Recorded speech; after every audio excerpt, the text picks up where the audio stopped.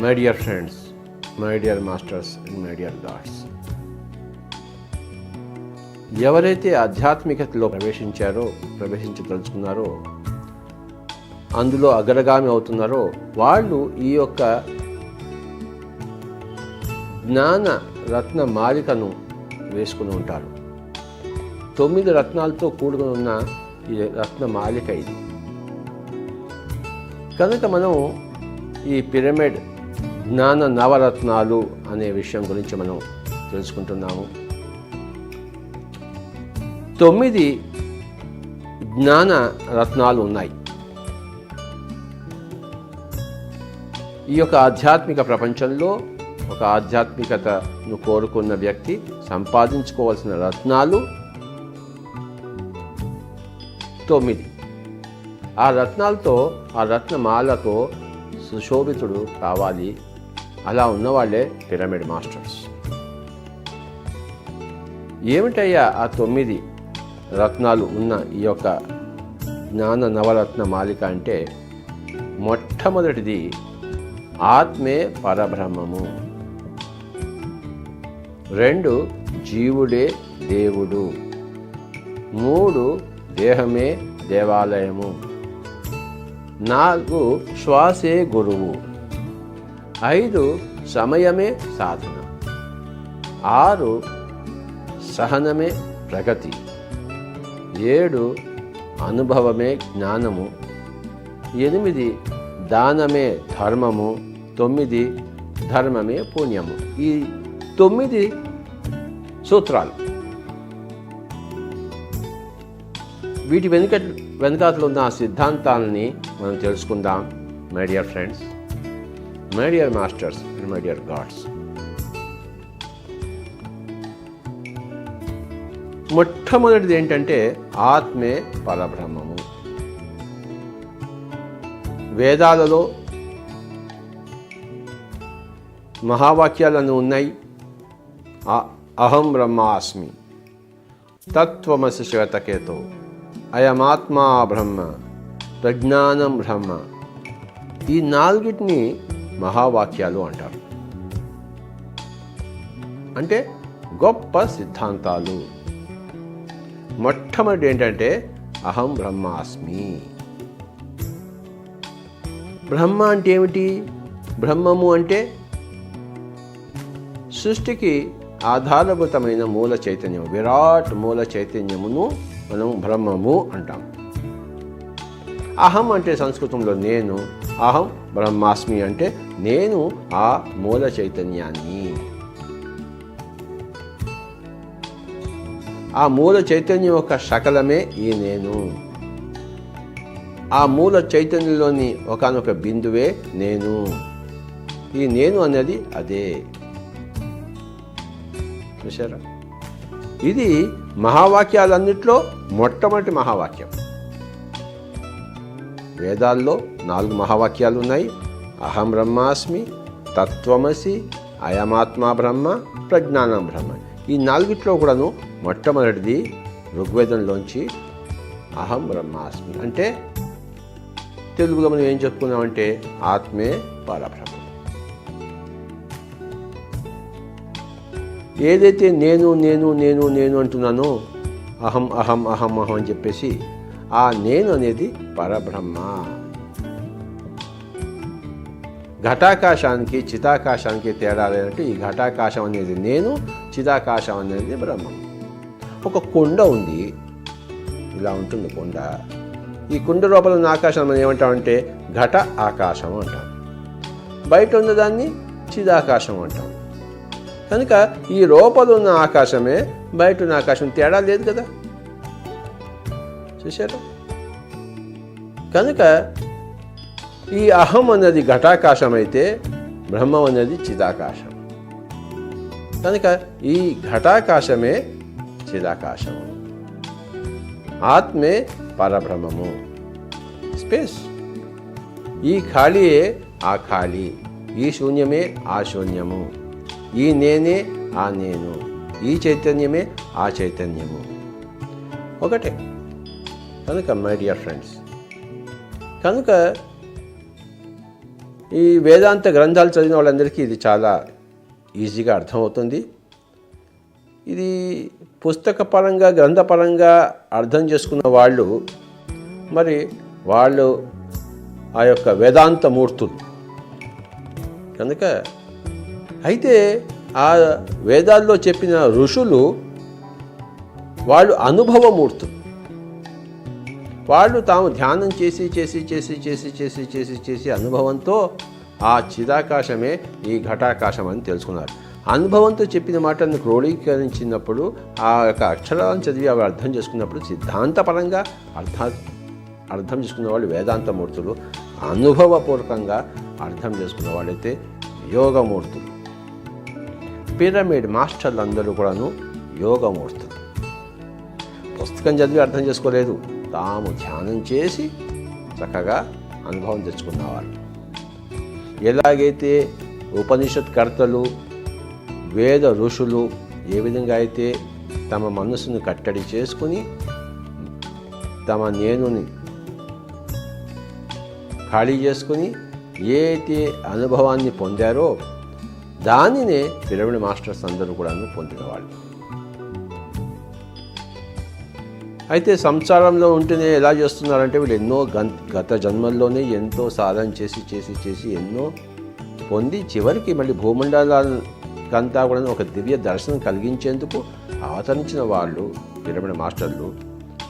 వాళ్ళు ఆల్రెడీ పక్వం అయిపోయిన వాళ్ళు కనుక ఇక్కడ ఆ విధంగా ఒకసారి మనం ముట్టుకుంటూనే వాళ్ళకి ఆ అనుభవ జ్ఞానం కలిగింది. కనుక ఆ అనుభవ జ్ఞానం ఏం చెప్తుంది? ఏ ఋషి యొక్క అనుభవ జ్ఞానమైనా ఏం చెప్తుందంటే ఆత్మే పరబ్రహ్మము. బ్రహ్మం బనంగ వేరే పరదేశమున లేదు, బ్రహ్మం బనంగ తానే బట్ట బయలు, తనుదానెరిగిన తానే పో బ్రహ్మంబు, విశ్వదాభిరామ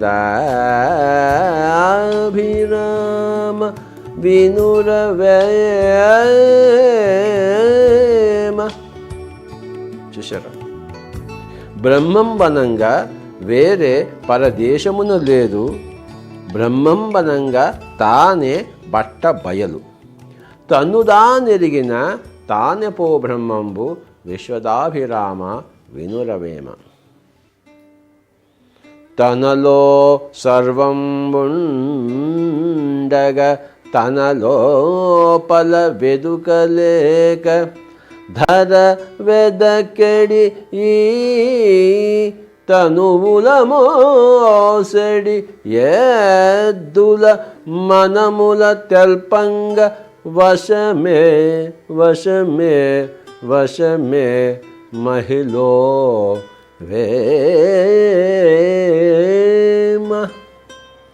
తనలో సర్వం ఉండగా తన లోపల వెదుకలేక ధర వెదకెడి ఈ తనువుల మోసడి ఎద్దుల మనముల తెల్పంగ వశమే మహిళో వేమ. తనలో సర్వం ఉండగా అంటే తానే సర్వము, అహం బ్రహ్మాస్మి. వేమన ఒక యోగేశ్వరుడు. అతను ధ్యాన సాధన చేసి తెలుసుకున్నాడు ఆత్మే పరబ్రహ్మం అని. తనలోనే సర్వము ఉందని చెప్పేసి అనుభవంగా చెప్పాడు. పుస్తకాలు చదివి చెప్పలేదు వేమన. అతను వేదాంతమూర్తి కాదు, అతను యోగమూర్తి, యోగేశ్వరుడు. పిరమిడ్ మాస్టర్లందరూ కూడాను యోగమూర్తులు, యోగి వేమన లాంటి వాళ్ళు. కనుక ఈ మొట్టమొదటి సూత్రం ఏం చెప్తుందంటే ఆత్మే పరబ్రహ్మము, ఘటాకాశమే చిదాకాశము.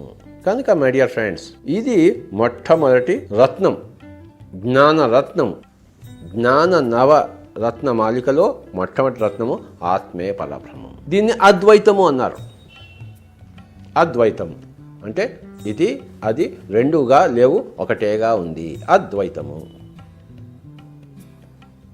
చూశారు? తర్వాత ద్వైతంలోకి వచ్చాం, జీవుడు దేవుడు. ఈ జీవుడే ఆ దేవుడు అని చెప్పేసి, ఈ చేతి వేళ్ళు విడిగా ఉన్నాయి అనేది ఎంత కరెక్టో, చేతుల వేళ్ళు కలిపి ఒకటేగా ఉందని కూడా అంతే కరెక్ట్. ఇక్కడ అద్వైతముగా భాషిస్తే ఇక్కడ ద్వైతముగా భాషిస్తుంటుంది. ఇక్కడ వేలే అంటాం, ఇక్కడ చెయ్యి అంటాం. ఉన్న వస్తువు ఒకటే వస్తువు. కనుక ఈ జీవుడు అన్నవాడు ఈ దేవుడు అన్నది రెండవ స్టేట్మెంటు. అది ద్వైతానికి సూచిస్తుంది. అంటే ఇంకొక దృక్పథాన్ని, ఇంకొక దృక్కోణాన్ని సూచిస్తుంది. జీవుడే దేవుడు, ఆత్మే పరబ్రహ్మమైనప్పుడు జీవుడే దేవుడు. శివోహం అన్నారు, ఆ శివుడే నేను అని చెప్పేసి చూశారు. కనుక ఆది శంకరాచార్య వారు ఏం చెప్పారు? దేహో దేవాలయో ప్రోక్త జీవో దేవో సనాతన. అంటే దేహమే దేవాలయమని చెప్పబడింది, ఈ జీవుడే దేవుడని చెప్పబడుతున్నాడు. ఆది శంకరాచార్యుల వారు ఏం చెప్పారంటే దేహో దేవాలయో ప్రోక్త జీవో దేవో సనాతన. అంటే ఈ దేహమే దేవాలయం అని చెప్పబడింది, ఈ జీవుడే దేవుడు. ఆత్మే పరబ్రహ్మము అన్నది ఎలాగైతే మొట్టమొదటి సత్యము, రెండవది జీవుడే దేవుడు. అంటే ఉన్నదాన్ని ఇంకో విధంగా చెప్పడం అనేది. ఈ జీవుడు అనేవాడు ఒక విభిన్నమైన వాడు, ఆ దేవుడు అనేవాడు ఇంకొక విభిన్నమైన వాడు.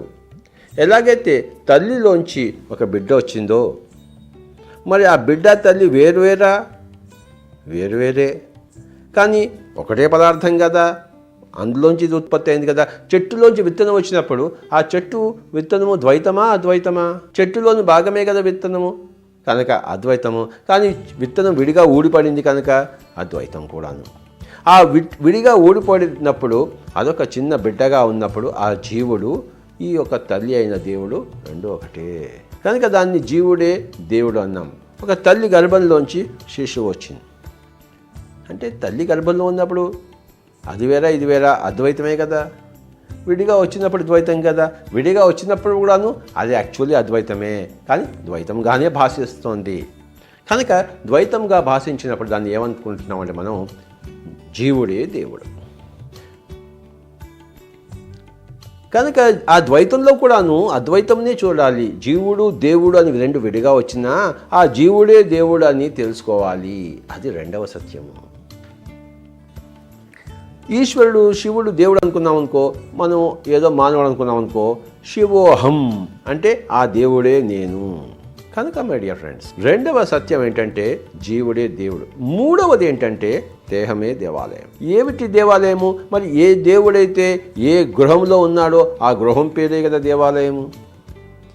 ఈ జీవుడే దేవుడు కదా, కనుక దేవుడు ఈ గృహంలో ఉన్నాడు కదా, ఇప్పుడు వసిస్తున్నాడు కదా, ఇక్కడ కదా ఈ స్థానము. కనుక ఈ నఖశిఖ పర్యంతమైన ఈ దేహం అన్నదే ఈ దేవుడికి, ఈ పరబ్రహ్మానికి, ఈ ఆత్మకు ఇది గుడి కనుక దేవాలయం. ఇది నివాసం కనుక దేవాలయం.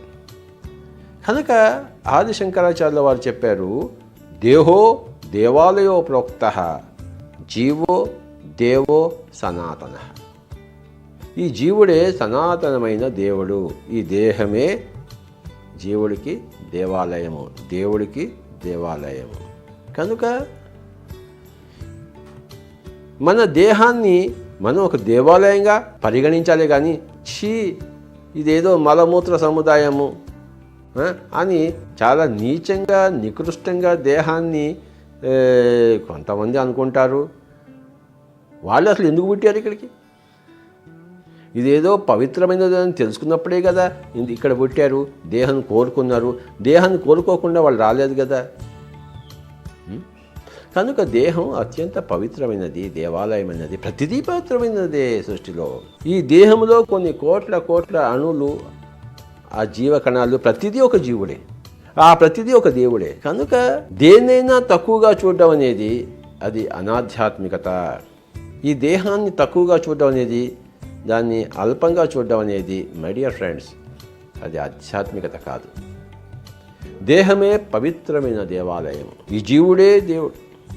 నా పవిత్రతను నేను తెలుసుకోవడము, నా దేహం యొక్క పవిత్రతను నేను తెలుసుకోవడము, అనుభవించడం ద్వారా తెలుసుకోవడము, ఇదంతా వెరసి ఆధ్యాత్మికత.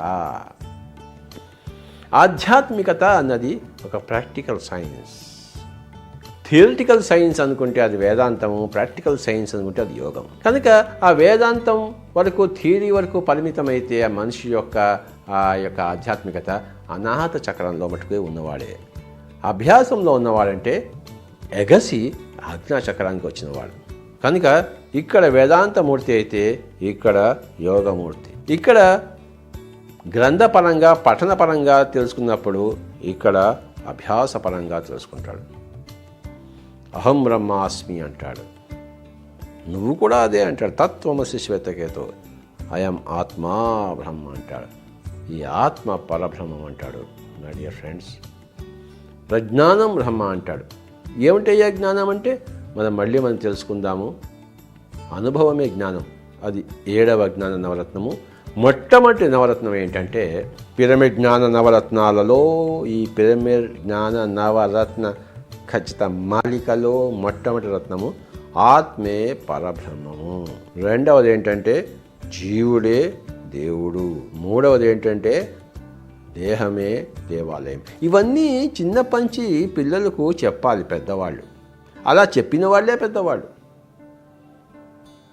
అంతే కానీ కేవలం నోట్లో అన్నం కుక్కితే వాడు పెద్దవాడేం కాదు. జ్ఞానపరంగా పెద్దవాళ్ళనే పెద్దవాళ్ళు అంటారు. వయసు పరంగా పెద్దవాళ్ళని అదేం పెద్దవాళ్ళు. జ్ఞానపరంగా వృద్ధులు కావాలి. వాళ్ళు సదాచార పరాయణులు.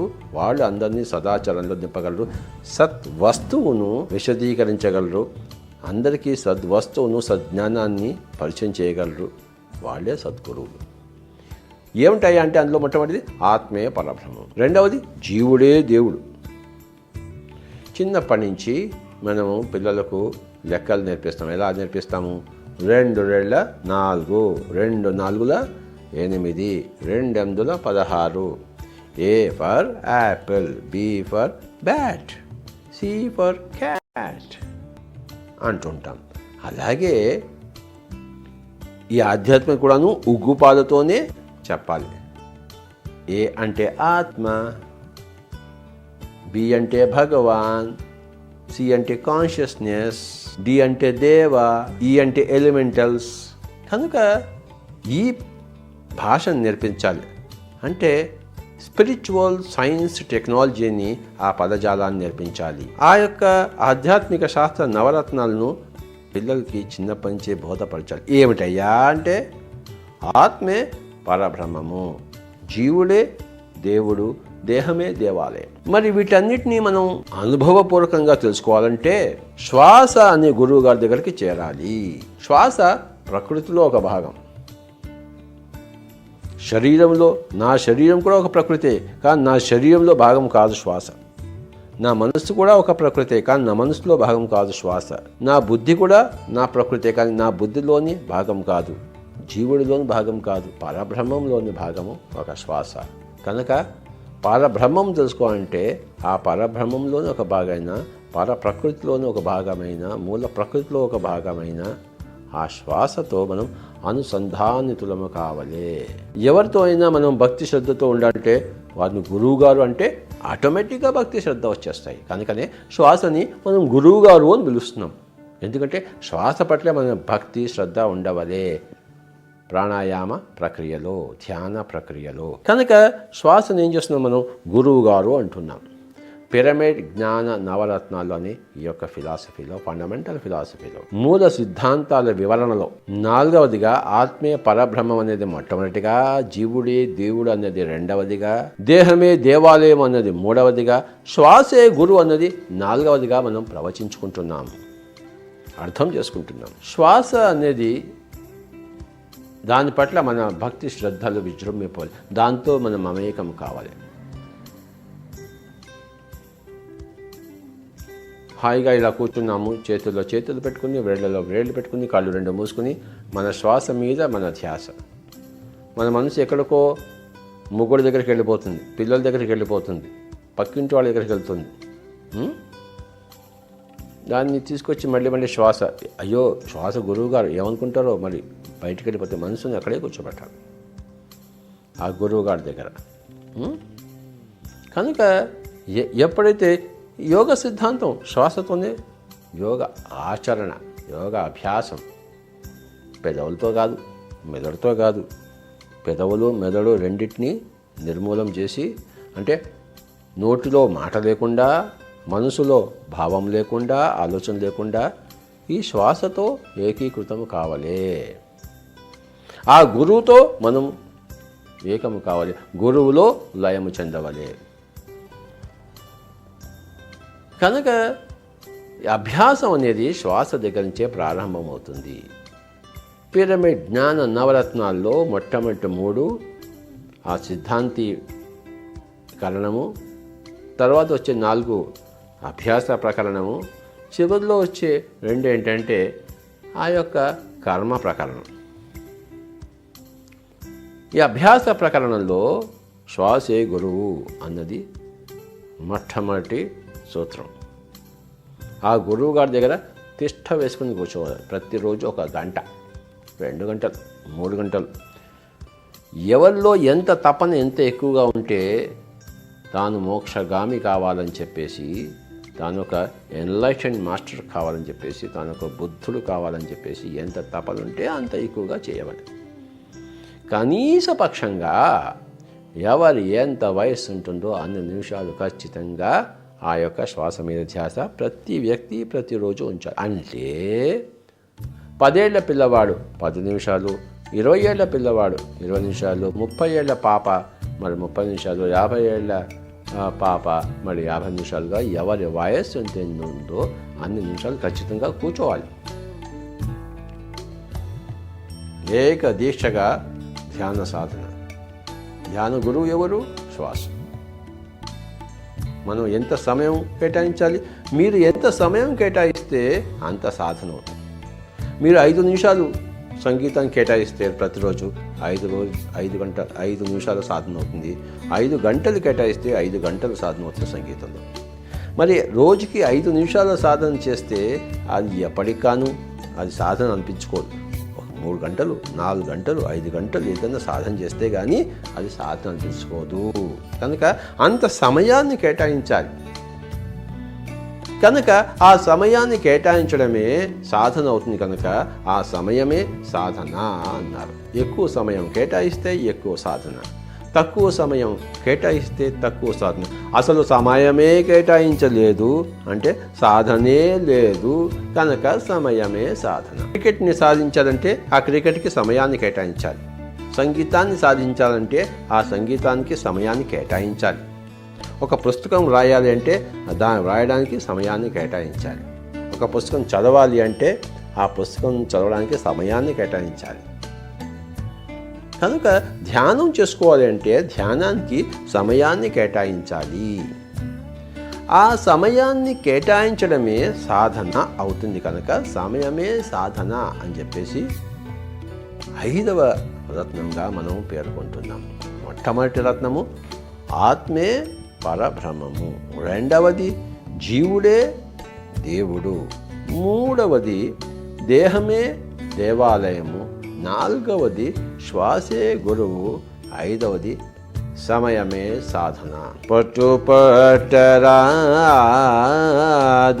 పట్టి విడువగరాదు, పట్టుపట్టి నేని బిగియ పట్టవలే, పట్టి విడుట కంటే పడి చూడ మేలో మేలో మేలో ఓ విశ్వదాభిరామ. పట్టు పట్టరాదు పట్టి విడవగా రాదు, పట్టు పట్టేనే బిగే పట్టవలే, పట్టి విడుట కంటే పడి చచ్చుట మేలు విశ్వదాభిరామ వినురవేమ. అంటే పట్టుబట్టాలి అంటే సంగీత పట్టు, జీవితం అంతా సంగీతానికి అంకితము. నేను అప్పుడు బాలమురళీకృష్ణ అవుతాను. జీవితం అంతా క్రికెట్కి అంకితం. అప్పుడు నేను సునీల్ గవాస్కర్ అవుతాను. జీవితం అంతా కూడాను పెయింటింగ్కి అంకితం. అప్పుడు నేను లియోనార్డో డావిన్సీ అవుతాను.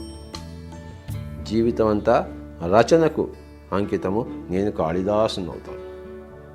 జీవితం అంతా ధ్యానానికి అంకితము, నేను పతంజలిని అవుతాను. నేను బుద్ధుడిని అవుతాను. చూసారా? అంటే ఆ జీవితాన్ని అంతా ఆ సమయాన్ని అలా కేటాయించాలి. నేను ఇవన్నీ ఎలా సాధించాను? నా జీవితంలో నా పెళ్ళాన్ని పక్కన పెట్టి, పిల్లల్ని పక్కన పెట్టి, నిద్రని పక్కన పెట్టి, అన్నిటినీ, ఉద్యోగాన్ని పక్కన పెట్టి, అన్నిటినీ పక్కన పెట్టి ధ్యాన సాధన చేసి ఇగో ఇలా అయ్యాను. నేను సంగీతం కూడా అభ్యాసం చేశాను. ఎన్నో గంటలు సంగీతం అభ్యాసం కోసం పెట్టాను కనుక నాకు ఆ సంగీతం వచ్చింది.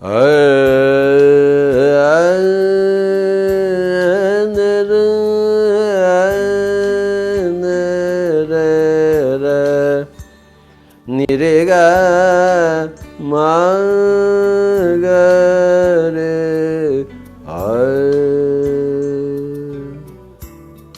చేయాలి సాధన. గంట, 2 గంటలు, 3 గంటలు, 4 గంటలు, 5 గంటలు, 6 గంటలు, 7 గంటలు చేసేది భీమ్సేన్ జోషిలో అవుతాం. ద్వారం వెంకట స్వామి నాయుడులో అవుతాం. పండిత్ రవిశంకర్లో అవుతాం. ఊరికే అవుతాం ఏమిటి? కనుక అంత సమయాన్ని కేటాయించాలి సాధన కోసం. ఆ సమయమే, ఆ కేటాయింపబడిన సమయమే సాధనగా మనం పేర్కొంటున్నాం. కనుక పిరమిడ్ మాస్టర్లు అందరూ కూడా గంటలు గంటలు గంటలు గంటలు గంటలు గంటలు ధ్యాన సాధన చేసిన వాళ్ళు. కనుకనే ఆ యొక్క ఆనందం సిద్ధించింది. ఏమిటి సిద్ధిస్తుందంటే ఆనందం సిద్ధిస్తుంది. ఏ ఆనందం అంటే ఆత్మానందం. ఏ ఆనందం అంటే బ్రహ్మానందం. 3 రకాల ఆనందాలు ఉన్నాయి. విషయానందం, భజనానందం, బ్రహ్మానందం. విషయానందం అంటే ఒక జిలేబీ తిన్నామనుకోండి, ఆహా బాగుంది, ఆనందంగా ఉంది, అది విషయం, వస్తువులోంచి వచ్చిన ఆనందం. లేకపోతే మరి సంగీతం పాడుకున్నాం అనుకోండి, ఎందరో మహానుభావులు అందరికీ వందనములు, ఎందరో మహానుభావులు. ఎంతో ఆనందం వేసింది పాడుకుంటుంటే. ఇది రసగుల్లా ఆనందం కాదు. నేను విషయం ఏమి భుజించలేదు. ఇది భజనలోంచి, ఆ సంగీతంలోంచి, ఆ నాదంలోంచి వచ్చిన ఆనందం, భజనానందం. ఇకపోతే ధ్యానం, అందులో సౌండ్ లేదు, మనసు నిర్మలమైపోయింది, ఆత్మీయ పరబ్రహ్మం తెలుసుకున్నాం, అంతా మనమేం తెలుసుకున్నాం. ఆహా, అది బ్రహ్మానందం. కనుక ఆ సాధనలోంచి ఏమొస్తుందంటే ఆనందం వస్తుంది. కనుక ఆ సమయాన్ని కేటాయించాలి. సంగీతంలో బాగా సమయాన్ని కేటాయిస్తే సుస్వరం వస్తుంది. ఆ సమయాన్ని కేటాయించకపోతే అపస్వరమే కదా వచ్చేది. కనుక మై డియర్ ఫ్రెండ్స్, శ్వాస అనే గురువు గారి దగ్గర అధిక సమయాన్ని కేటాయిస్తూ పోతుంటే అది సాధనగా పరిణామం చెందుతూ ఆ ఆనందం అనే సిద్ధత్వాన్ని మనకి కలిగిస్తుంది. నేను శరీరం కాదు ఆత్మను, అలాగే ప్రతి ఒక్కరిని కూడా శరీరం కాదు ఆత్మ, తర్వాత మమాత్మ సర్వభూతాత్మ, ఆత్మే పరబ్రహ్మము, ఘటాకాశమే చిదాకాశం అని తెలుసుకున్నప్పుడు, అంతా ఒకటే అని తెలుసుకున్నప్పుడు ఇంకా ఆ జీవుడిలో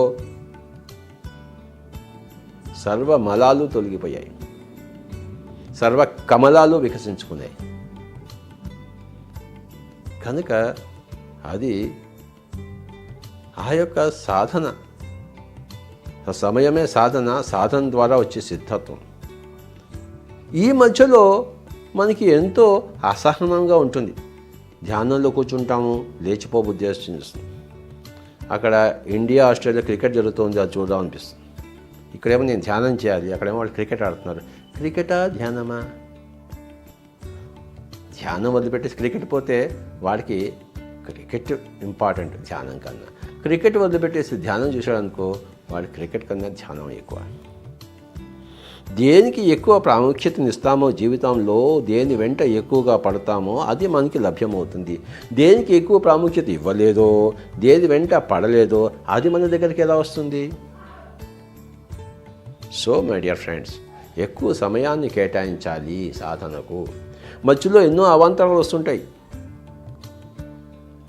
అసహనముగా ఉండరాదు, సహనముగా ఉండవాలి. నిజమే అక్కడ క్రికెట్ మ్యాచ్ జరుగుతోంది, ఇక్కడ నేను ధ్యానం చేస్తున్నాను. నిజమే ఆ పక్కన పెళ్ళాం ఉంది, కానీ ఇక్కడ నేను ధ్యానం చేస్తున్నాను. పక్కన పిల్లలు ఉన్నారు, నీకు ధ్యానం చేస్తున్నాను. పక్కింట్లో కొట్లాడుకుంటున్నారు, నీకు ధ్యానం చేస్తాను. మరి వాళ్ళు కొట్లాడుకుంటే నాకు ఇక్కడ అసహనంగా ఉంది, కానీ నువ్వు సహనము పాటించవలే. సహనమే ప్రగతి. ప్రతి చిన్న ఆటంకానికి నువ్వు కళ్ళు తెరిచేసి వెళ్ళిపోతుంటే, అంటే సహనాన్ని లేక అసహనంతో వెళ్ళిపోతుంటే నువ్వు ఎప్పుడు ముందుకెళ్ళేది? ఒక అడుగు ముందుకేస్తే 2 అడుగులు వెనకేసినట్టు అసహనం ఉంటాయి. సో మై డియర్ ఫ్రెండ్స్, సహనం అంటే ఏమవుతుందంటే వెనక్కి అడుగు లేనే లేదు, ముందరికి అడుగు వేసుకుంటూనే పోతాం. కనుక ముందు అడుగు వేసుకుంటూ పోవడమే దాని పేరు ప్రగతి, పురోగతి. ఒక అడుగు ముందుకి 2 అడుగులు వెనకేస్తే అది తిరోగతి. కనుక అసహనంతో అందరూ వదిలిపెట్టేస్తున్నారు. నా దగ్గరికి చాలామంది ఫ్లూట్ నేర్చుకోవడం కోసం వచ్చారు. ఒక రోజు వస్తారు, 2 రోజులు వస్తారు, వారం రోజులు వస్తారు. నేను వాడిని కూర్చోబెడతాను. గంట సేపు అస్సా అనవయ అంటాను. వాడు 1 రోజు 2 రోజులు చూస్తే ఇలా చూస్తాడు, 3వ రోజు పత్తా కనపడ్డాడు, అవుట్. వాడు సహించలేడు దాన్ని, ఆ కష్టాన్ని సహించలేడు. మరి ఎంతో కష్టాన్ని సహిస్తే కానీ ఏ విద్య కూడా రాదు. అలాగే సంసారంలో ఎన్నో కష్టాలు ఉంటాయి. ఆ కొత్తగా పెళ్లి చేసుకున్న వాళ్ళు, భార్యాభర్తలు సంసారంలో ఎన్నో కష్టాలు పడ్డాలి. మరి అన్నీ వస్తుంటాయి. అప్పుడే కానీ సంసారంలో ఉంటే, లేకపోతే చిన్న కష్టంలో తుప్పుకోమంటే విడిపోతుంది, భగ్నం అయిపోతుంది, సారం నిస్సారం అయిపోతుంది. కనుక ఆ సంసారంలో ప్రగతికి కూడాను సహనమే కారణము. సంగీతం నేర్చుకోవడంలో కూడాను ప్రగతి కారణము సహనమే. ధ్యాన విద్యాభ్యాసంలో కూడాను ప్రగతికి కారణభూతము సహనమే, ఎక్కడైనా సరే. కనుక సహనమే ప్రగతి. 6వ జ్ఞాన రత్నం. మొట్టమొదటిది ఆత్మే పరబ్రహ్మము, 2వది జీవుడే దేవుడు, 3వది దేహమే దేవాలయము, 4వది శ్వాసే గురువు, 5వది సమయమే సాధన, 6వది సహనమే ప్రగతి. ఈ సాధనా ప్రకరణంలో ఏమవుతుందంటే మనకి అనుభవాల పరంపర వస్తూ ఉంటుంది. సంగీతం నేర్చుకుంటుంటే ఒక్కొక్క రాగము నేర్చుకుంటుంటాము. కళ్యాణ్ రాగం నేర్చుకుంటాము, శంకరాభరణం నేర్చుకుంటాము, మోహన రాగం నేర్చుకుంటాము, సకల తాళాలు నేర్చుకుంటాము, కీర్తనలు నేర్చుకుంటాము. అంటే ఒక్కొక్క రాగము ఒక్కొక్క అనుభవము, ఒక్కొక్క సంగతి ఒక్కొక్క అనుభవము, అనుభవాల పరంపర. అలాగే పుస్తకాలు చదువుతున్నప్పుడు ఒక ఓషో పుస్తకం చదువుతాము, ఒక సోక్రటీస్ పుస్తకం చదువుతాము, ఒక స్వామి రామ పుస్తకం చదువుతాము, యోగానంద పరమహంస పుస్తకం చదువుతాము, లెడ్బెటర్ పుస్తకం చదువుతాము, ఎన్నిబిసన్ పుస్తకం చదువుతాము, లేకపోతే ఒక కాళిదాస్ చదువుతాము, లేకపోతే ఒక విశ్వనాథ సత్యనారాయణ చదువుతాము. ఒక్కొక్క పుస్తకం ఒక్కొక్క అనుభవం. అలాగే లోకంలో వెళ్ళేటప్పుడు ఒక్కో మనిషిని కలుస్తాము. ప్రతి మనిషి ఒక్కొక్క అనుభవం. లోకంలో ఎంతో తిరిగితే, ఎంతోమంది మనుషులతో కలిసి ఉంటే ఆ లోక అనుభవం వచ్చినప్పుడు ధ్యానంలో మనకి ఎన్నో అనుభవాలు వస్తాయి. ఆ అనుభవాల పరంపరే, ఎంత అనుభవాలు ఉంటే అంత జ్ఞానము. కనుక అనుభవమే జ్ఞానము. అనుభవం లేకపోతే జ్ఞానం లేదు. పుస్తకాలు చదివితే పుస్తక జ్ఞానం వస్తుంది. కనుక దాన్ని రుచి చూస్తే, అనుభవాన్ని రుచి చూస్తే మరి అది అనుభవ జ్ఞానం. పుస్తకాలు చదువుకుంటే ఉపనిషత్తులన్నీ చదివి 108 ఉపనిషత్తు చదివితే ఆత్మే పరబ్రహ్మము, జీవుడే ఇవన్నీ మనం తెలుసుకుంటాము. కానీ మన కళ్ళు 2 మూసుకుని శ్వాస మీద ధ్యాస పెట్టి ఆ గురువుగారికి ప్రణామంతో మనము కూర్చుని గంటలు సాధన చేస్తూ ఉంటే, సహనముతో అసహనం వీడి ఆ పురోగతిలో ఎన్నో అనుభవాలు వస్తాయి. స్థూల శరీరంలోంచి సూక్ష్మ శరీరం విడిపోవడము, సూక్ష్మ శరీరంలోంచి కారణ శరీరం విడిపోవడము, కారణ శరీరంలోంచి మహాకారణ శరీరం విడిపోవడము, మనం అనేక జన్మలు చూడడము, అనేక లోకాలు పోవడము. లోప్సాంగ్రాంపా పుస్తకాలు చదవండి, తెలుస్తుంది. కనుక యోగానంద పరమహంస పుస్తకాలు చదవండి, తెలుస్తుంది. ఈ యొక్క ధ్యాన అనుభవాలు అంటే ఏంటో. స్వామి రామ పుస్తకాలు చదవండి, తెలుస్తుంది. అలాగే కొన్ని లక్షల మంది. ఆ అనుభవమే జ్ఞానము అనబడుతుంది. పిరమిడ్ జ్ఞాన నవరత్నాలలో మొట్టమొదటిది ఆత్మే పరబ్రహ్మము, 2వది జీవుడే దేవుడు, 3వది దేహమే దేవాలయము, 4వది శ్వాసే గురువు, 5వది సమయమే సాధన, 6 సహనమే ప్రగతి, 7 అనుభవమే జ్ఞానము. ఈ యొక్క 7వ సూత్రము అనుభవమే జ్ఞానము అన్నది చాలా కీలకమైన అది మనం అర్థం చేసుకోవాలి. ఇప్పుడు హైదరాబాద్ గురించి నేను ఒక మ్యాప్లో చూశాను అనుకోండి, నేను ఎక్కడో మద్రాసులో ఉంటుంటాను, చెన్నైలో ఉంటుంటాను. పుస్తకం రూపంగా హైదరాబాద్లో గురించి అలా ఉంది, ఇలా ఉంది, చార్మినార్ ఉంది, ట్యాంక్ బండ్ ఉంది, ఉస్మానియా యూనివర్సిటీ ఉంది. ఇవన్నీ నేను చెన్నైలో కూర్చుని పుస్తక రూపంలో చదువుకున్నాను. అంటే అది జ్ఞానము కాదు. ఎందుకంటే నేను హైదరాబాద్ ఎప్పుడు రాలేదు. నేను కనుక హైదరాబాద్ వచ్చి ఆ చార్మినార్ ఎక్కి చూసి, ట్యాంక్ బండ్ చూసి, ఉస్మానియా యూనివర్సిటీ చూసి, మరి ఇవన్నీ చూస్తే అప్పుడు ఏమంటారంటే నీకు హైదరాబాద్ గురించి అనుభవం ఉంది అంట. ఆ అనుభవం జ్ఞానం.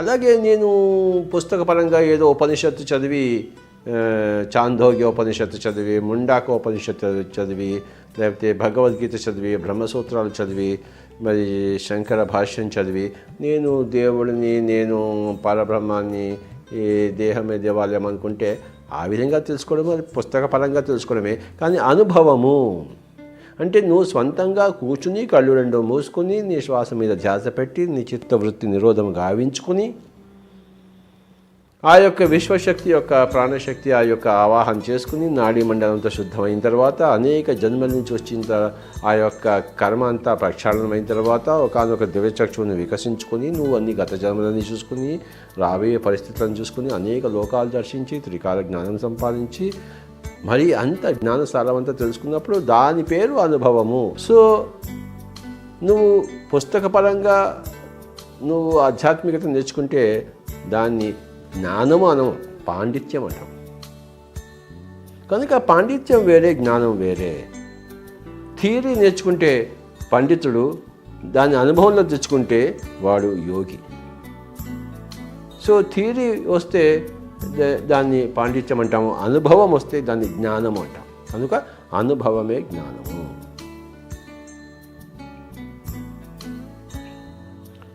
మన పిరమిడ్ స్పిరిచువల్ సొసైటీలోకి ఎవరైనా రాగానే ఫస్ట్ ఏం చేస్తాం? కళ్ళు 2 మూసుకో, నువ్వు శ్వాస మీద ధ్యాస పెట్టు, గంటసేపు లేవద్దు, కళ్ళు తెరవద్దు. నీకు కష్టం అనిపిస్తుంది, మళ్ళీ కూర్చో, మళ్ళీ రేపురా, మళ్ళీ కూర్చో, మళ్ళీ ఎల్లుండిరా, మళ్ళీ కూర్చో. అంతే, కూర్చోవడమే నీ పని. గంటలు కూర్చో, అంతే. ఆ కూర్చోగా ఆ 3వ కన్ను విప్పారుతుంది.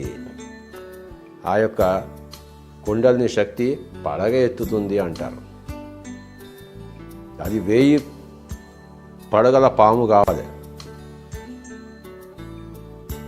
కనుక ఆ కుండలిని శక్తి అనేది అంటే 1000 విధాలుగా అది విస్తరించి ఉండాలి. అది 1000 శక్తులు సంపాదించుకోవాలి. అది 1000 రూపాలు ధరించాలి. అది 1000 మణులను ప్రసాదించాలి మనకి. సో అది కుండలిని, అది ఒక 1000 పడగల పాము కావాలి. సహస్రదళ కమలం కావాలి, అంటే 1000 రేకులు ఉన్న కమలం కావాలన్నమాట. అది ఇదంతా అనుభవం. నువ్వు పుస్తకం చదివితే, భగవద్గీత పుస్తకం చదివితే ఇక్కడ 1000 దళాల కమలం ఏమీ రాదు. నువ్వు ధ్యానం చేస్తుంటే అపారమైన విశ్వమయ శక్తి నీకు సంపాదించుకుంటూ ఉంటే రోజుకింత మనం కష్టపడి సంపాదిస్తున్నప్పుడు రోజుకింత బ్యాంకులో వేస్తూ లక్షాధికారి, కోటీశ్వరుడు, మరి మహాకోటీశ్వరుడు అయినట్టే.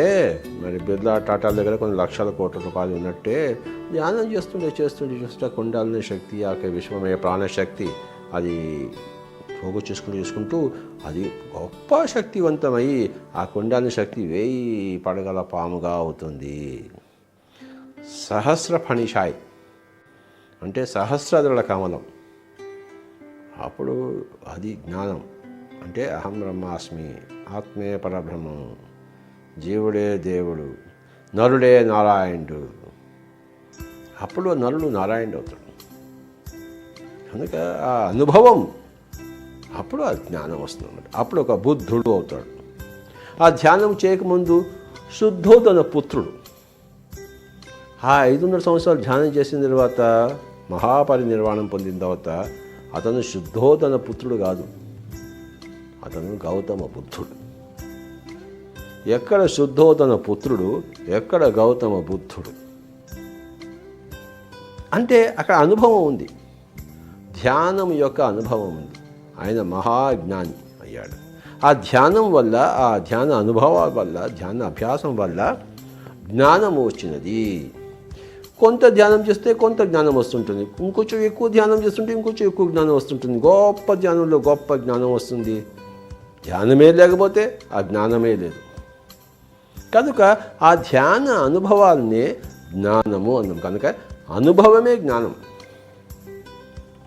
శ్వాస అనే గురువుగారి దగ్గర చేరి ఎంతో సమయాన్ని దాన్ని కేటాయించి సాధనతో ముందుకు పోతూ సహనంతో ఉంటూ అసహనం వహించకుండా పురోగతిని సాధిస్తూ ఎన్నో అనుభవాలని, ధ్యాన అనుభవాలని, సూక్ష్మ శరీర, కారణ శరీర, మహాకారణ శరీర అనుభవాలను ప్రోగు చేసుకుంటుంటే ఆ అనుభవాల పుట్టే జ్ఞానం. ఎలాగైతే ఒకానొక భ్రమరము మరి ప్రతి పువ్వులోంచి ఒక చిన్న మకరంద బొట్టు తీసుకొచ్చేసి తీసుకొచ్చి ఒక పెద్ద తేనె తట్టు చేస్తుందో, అలాగే ప్రతి అనుభవంలోంచి ఇంత ఒక చిన్న బొట్టు జ్ఞానం వచ్చి, ఇంకో అనుభవం నుంచి ఇంకో చిన్న బొట్టు జ్ఞానం వచ్చి, ఇలా బొట్టు ఒక మహాసముద్రం అయ్యి, ఆ మహాసముద్రాన్ని జ్ఞానము. వాడు మహాజ్ఞాని రా, వాడు సోక్రటీస్ రా, వాడు పతంజలి రా, వాడు బుద్ధుడు రా అంటే ఒక మహాజ్ఞాని. అది అనుభవాల పరంపర, ఎన్నో అనుభవాలు. ఆ అనుభవాలు లేకపోతే ఆ జ్ఞానం లేదు. నువ్వు చెన్నై నగరవాసి అయితే నీకు చెన్నై అనుభవము, హైదరాబాద్ నగరవాసి అయితే నీకు హైదరాబాద్ అనుభవం, ఢిల్లీ నగరవాసి అయితే ఢిల్లీ అనుభవము, ధ్యానం అనే శాస్త్రం యొక్క వాసి అయితే నీకు ధ్యాన అనుభవము, ధ్యాన జ్ఞానము. కనుక మై డియర్ ఫ్రెండ్స్, ఆ అనుభవమే జ్ఞానము. ఇది 7వ రత్నం. పిరమిడ్ నవరత్నాలలో, జ్ఞానరత్నాలలో 7వ రత్నం అనుభవమే జ్ఞానము. కనుక నేను గత జన్మల్లో ఎంతో చేస్తున్నాను, అనుభవం సంపాదించాను. కనుక ఈ జన్మలో నాకు ఇలా ముట్టుకుంటూనే వచ్చేసింది. అది ముట్టుకున్నంత వరకు ఏమిటో తెలియదు, కానీ అలా ముట్టుకోగానే నాకు మొత్తం అంతా తెలిసిపోయింది. గౌతమ బుద్ధుడు కూడాను అనేక జన్మల కిందటే అరిహంతు, ఆ తర్వాత ఎన్నో జన్మలు బోధిసత్వుడు, తర్వాత ఆ జన్మలో బుద్ధుడు. కనుక అలా ముట్టుకోగానే ఆనాపాన సతి అన్నదాన్ని ముట్టుకోగానే వచ్చేసింది. అలాగే అందరూ పిరమిడ్ మాస్టర్లు కూడాను, ప్రతి పిరమిడ్ మాస్టర్ కూడాను గౌతమ బుద్ధుడిలాగా ఎన్నో జన్మల కిందటే అరిహంతు, ఎన్నో జన్మలు బోధిసత్వుడు. అంటే కొంతమందికి కూడా ధ్యాన బోధన చేసినవాడు. ఈరోజు ఈ జన్మలో ప్రపంచానికంతా తిరిగి ప్రతి ఊరికి చాటి వెళ్ళి ఎలుగెత్తి మరి చెప్పే వాళ్ళే బుద్ధుడు లాంటి వాళ్ళే ప్రతి పిరమిడ్ మాస్టర్. కనుక అలా ముట్టుకోగానే ఈ జన్మలో వచ్చేసింది. అంత ఈజీగా వచ్చేస్తుందా అంటే ఏది ఈజీగా రాదు, జన్మ పరంపరలో వస్తుంది. బాలమురళీ కృష్ణకు, మంగళం బాలమురళీ కృష్ణ గారికి చిన్నప్పుడే సంగీతం వచ్చేసింది, అలా ముట్టుకుంటే వచ్చేసింది. ఎందుకు అలా వస్తుంది ఆయనకి అంటే ఆయన గత జన్మలో అంత సాధించాడు. మై డియర్ ఫ్రెండ్స్, త్యాగరాజుకి అంత గొప్ప సంగీతం ఎలా వచ్చిందంటే ఆయన గత జన్మలో సాధించాడు. మొజార్ట్ 4 ఏళ్ల వయసులోనే గొప్ప సంగీత రచనలు చేశాడంటే మరి ఆయన గత జన్మలోనే అంత సాధించాడు. ప్రహ్లాదుడు అయితే చిన్నప్పుడే మొత్తం అన్ని సాధించాడంటే గత జన్మలోనే సాధించాడు. కనుక జన్మ పరంపరలో మనం అనేక జన్మ పరంపరలో వస్తుంటాము. ఒక్కొక్క జన్మలో మనం ఒక ఇంత బొట్టు చేసుకుంటూ చివరి జన్మలో అలా ముట్టుకోగానే మనకి అంతా తెలిసిపోతుంది. కేవలం ఆ జన్మలో వచ్చింది కాదు, అది అనుభవాలు పట్ట జన్మల నుంచి వస్తున్నది. కనుక ఆ మొత్తం అనుభవం అంతా వెరసి జ్ఞానము అంటాం. అది 7వ పిరమిడ్ జ్ఞాన రత్నం. మొత్తం 9 రత్నాలు. కనుక ఆ జ్ఞానం వచ్చేసిన తర్వాత ఏం చేస్తాము? ఆ జ్ఞానంతో పక్కవాళ్లకు మనము సూచనలు ఇస్తాం. నేను ధ్యానం చేసి నా తలకాయ నొప్పి పోగొట్టుకున్నాను, నా క్యాన్సర్ పోగొట్టుకున్నాను, నా మనశ్శాంతి లభించింది, నీకు 4 రొట్టెలు నీ దగ్గర ఉన్నప్పుడు 2 రొట్టెలు నువ్వు తిని ఇంకో 2 రొట్టెలు పక్క వాళ్ళకి ఇవ్వడం ధర్మం చేయడం. ఆ 2 రొట్టెలు అంటే దానం చేయడము, మళ్ళీ ప్రతిఫలాపేక్ష లేకుండా దానం చేయడము. అది మరి నువ్వు 2 రొట్టెలు ఇచ్చి 10 రూపాయలు తీసుకుంటే అది దానం కాదు. అలా ఇచ్చేయాలంతే, అది దానం, అది ధర్మం. నువ్వు 2 రూపాయలు ఇచ్చి 10 రూపాయలు తీసుకుంటే, 2 రొట్టెలు ఇచ్చి 10 రూపాయలు తీసుకుంటే అది వ్యాపారం అవుతుంది. నువ్వు 2 రొట్టెలు వాడికి ఇచ్చేస్తే మళ్ళీ దాని గురించి ఏమీ ఆలోచించకుండా, ప్రతిఫలం ఆశించకుండా అది దానం అవుతుంది. ఆ దానము ధర్మం.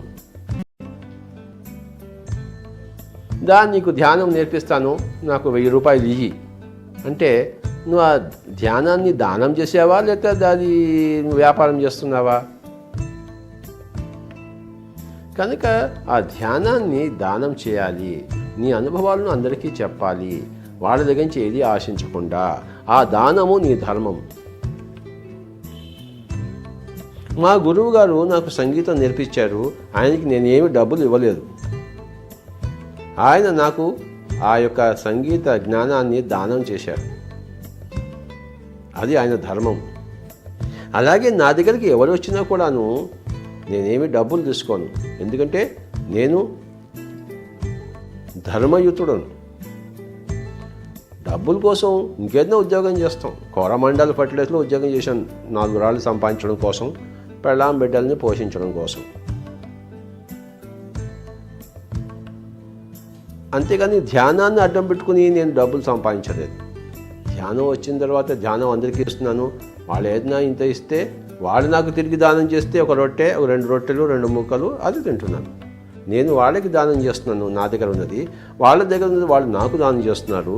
పరస్పరము ధర్మంలో జీవిస్తున్నవారు. కనుక మై డియర్ ఫ్రెండ్స్, ఈ దానమే ధర్మము అనబడుతుంది. ఇది 8వ పిరమిడ్ జ్ఞానరత్నం. అంటే నీ దగ్గర అనేక అనుభవాలు వచ్చిన తర్వాత ఆ అనుభవాలు అందరికీ చెప్పాలి, అందరినీ పిలవాలి. చూడోయ్, నాకు అంతకుముందు ధ్యానం లేదు, ఈ మధ్యనే ధ్యానం నేర్చుకున్నారు. ఒక పిరమిడ్ ధ్యాన కేంద్రానికి వెళ్ళి వాళ్ళేమో శ్వాస మీద ధ్యాస అని చెప్పారు. నేను కూర్చున్నాను, మొట్టమొదటిలో కూర్చున్నాను, నాకేమీ కాలేదు, బోరు కొట్టింది, విసుగు వచ్చింది. కానీ ఇంకో ఏమీ పని లేక మళ్ళీ వచ్చే రోజు కూడా వెళ్ళాను, మళ్ళీ కూర్చోమన్నారు, కూర్చున్నాను.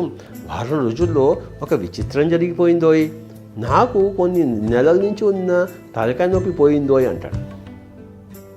నేనేమి మందులు వేసుకోలేదు, మాకేసుకోలేదు, ఆకులు లేవు, అలములు లేవు, డాక్టర్ దగ్గర పోలేదు, ఊరికి అలా కూర్చున్నాను అంతే. రోజుకి 3 గంటలు కూర్చోమని చెప్పారు, వేరే ఏ పని లేక కూర్చున్నాను. ఎన్నో లక్షల రూపాయలు డాక్టర్కి పోసాను, కానీ అక్కడేమీ కాలేదు. ఇక్కడ మొత్తం తలకాయ నొప్పి పోయింది. ఇప్పుడు ఎంతో ఆనందంగా ఉన్నాను, చెప్పలేనంత ఆనందంగా ఉన్నాను. నాకు తలకాయ నొప్పి లేనే లేదు. అంటే ఈ అనుభవం చెప్పినప్పుడు ఆ అనుభవాన్ని మనం దానం చేసాం. నాకున్న జ్ఞానాన్ని, అనుభవ జ్ఞానాన్ని నేను పక్క వాళ్ళకి చెప్పాను అంటే నేను దానం చేశాను. అది నా ధర్మం. వాడు కూడా విని వాడు కూడా ధ్యానం చేస్తే వాడు లాభం పొందితే వాడు పక్క వాళ్ళకి దాన్ని దానం చేస్తాడు. ఈ విధంగా పిరమిడ్ మాస్టర్లు అందరూ తాము ఇంకొకరి దగ్గర విని, ఇంకొక పిరమిడ్ మాస్టర్ దగ్గర విని ధ్యానాన్ని అర్థం చేసుకోకో మొత్తం మీద అభ్యాసం మొదలుపెట్టి క్రమక్రమంగా అభ్యాసంలో ద్వారా అనుభవాలన్నీ పొంది వాటన్నిటిని అందరికీ పంచి ఈరోజు పిరమిడ్ స్పిరిచువల్ సొసైటీస్ మూమెంట్లో లక్షలాది మంది ధ్యానులు, ధ్యాన యోగులు, సహస్రదళ కమలలో ఉండేవాళ్ళు, బ్రహ్మర్షులు, బ్రహ్మజ్ఞానులు లక్షల మంది ఉన్నారు. కనుక అదంతా దాన ధర్మం వల్లనే ఆ యొక్క గొప్ప ధ్యాన సామ్రాజ్యము, ఒక ధ్యాన ప్రపంచం ఇప్పుడు ఏర్పడింది.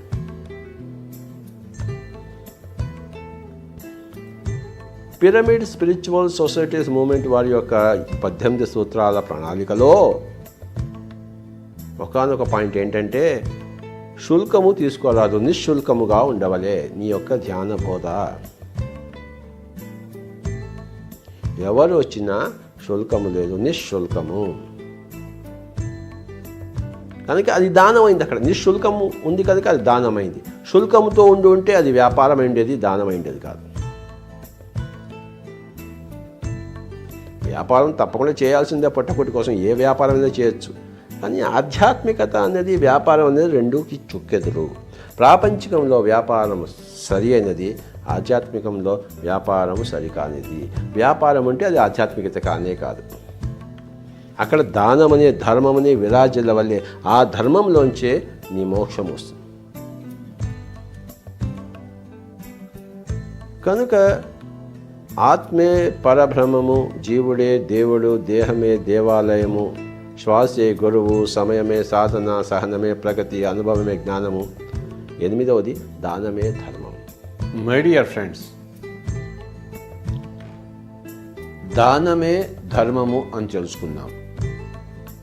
ఇంకా ఆఖరి మన పిరమిడ్ జ్ఞానరత్నం ఏమిటయ్యా అంటే ధర్మమే పుణ్యము.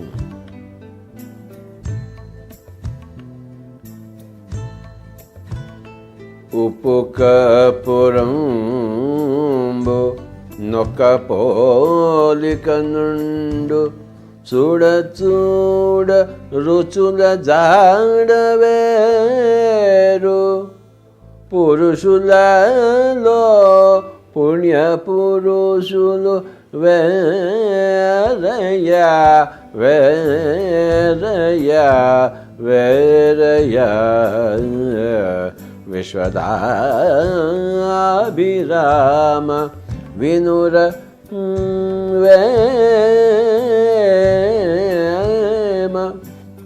పురుషులలో పుణ్య పురుషులు వేరయ్యా, విశ్వదాభిరామ వినురవేమ అన్నాడు.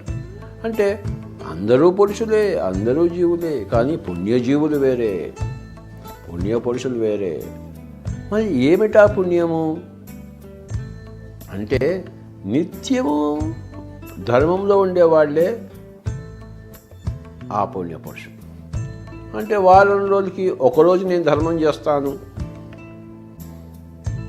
మిగతా రోజులంతా నేను వ్యాపారం చేస్తాను అని అనుకుంటే వాడు ధర్మం చేశాడు, కానీ నిత్య ధర్మంలో లేడు, ఎల్లప్పుడూ ధర్మంలో లేడు. యేసు ప్రభువు ఎల్లప్పుడూ ధర్మంలోనే ఉన్నాడు, గౌతమ బుద్ధుడు ఎల్లప్పుడూ ధర్మంలోనే ఉన్నాడు. కనుక యోగి వేమన ఎల్లప్పుడూ ఆ యొక్క ధర్మంలోనే ఉన్నాడు. అంటే దానం ఇవ్వడం అనే ధర్మం, అంటే తన సమయాన్ని అందరికీ ఇస్తున్నాడు. కనుక